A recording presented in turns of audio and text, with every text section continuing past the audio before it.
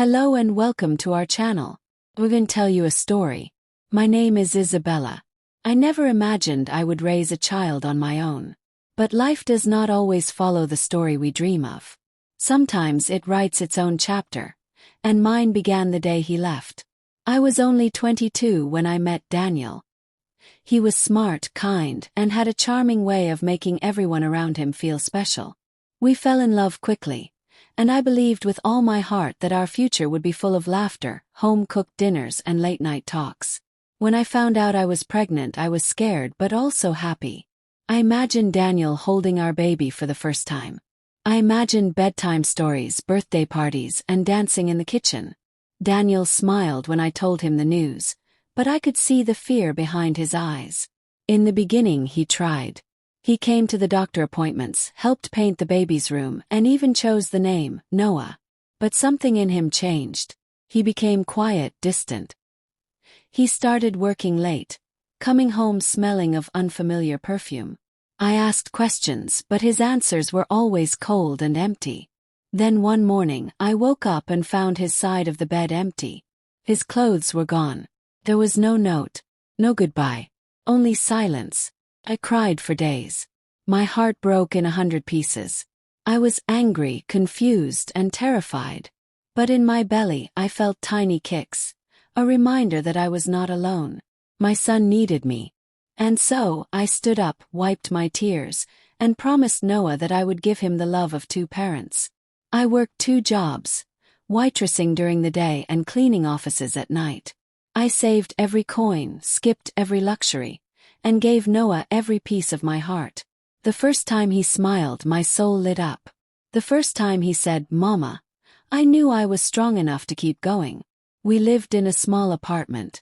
It wasn't much, but it was filled with love.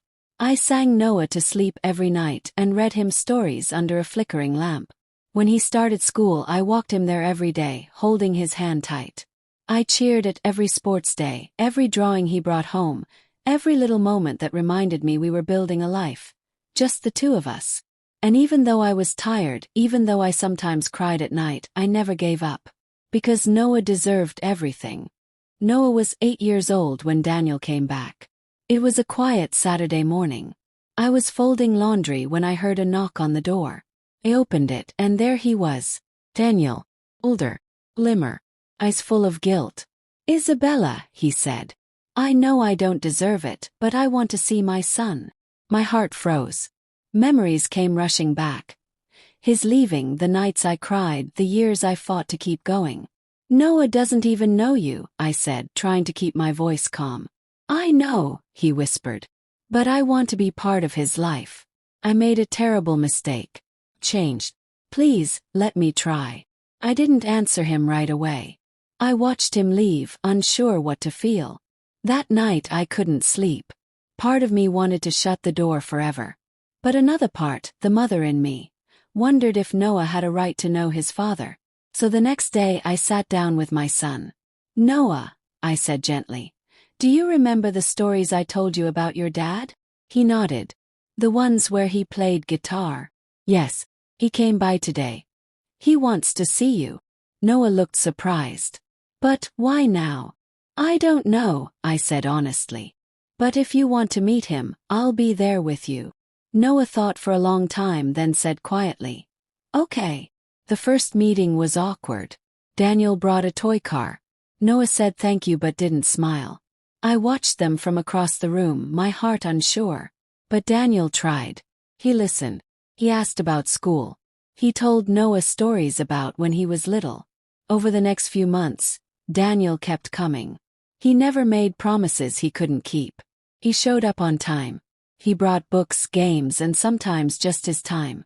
Noah slowly began to open up. He laughed. He asked Daniel questions. One day he called him Dad. I watched it all with mixed emotions. I had raised Noah on my own. I had given everything. And now Daniel was here, hoping to fit into a world he had walked away from.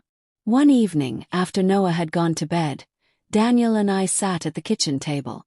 "Thank you," he said, "for raising him, for letting me come back." "I did it because of Noah," I said. "Not for you." I know, he nodded.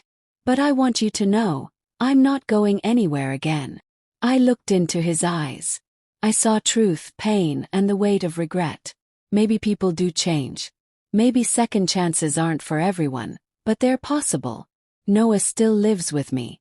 I'm still his rock. But now he has another hand to hold. And while I will never forget the pain Daniel caused, I've learned that forgiveness can be a gift. Not just to others but to ourselves. 'Cause I raised my son alone. But now I no longer carry that weight alone. And that, too, is a kind of love. I hope you enjoyed this story. Have you ever experienced? Share your stories with us in the comments below. Don't forget to like and subscribe for more stories and adventures. Thanks for watching, and we'll see you in the next video.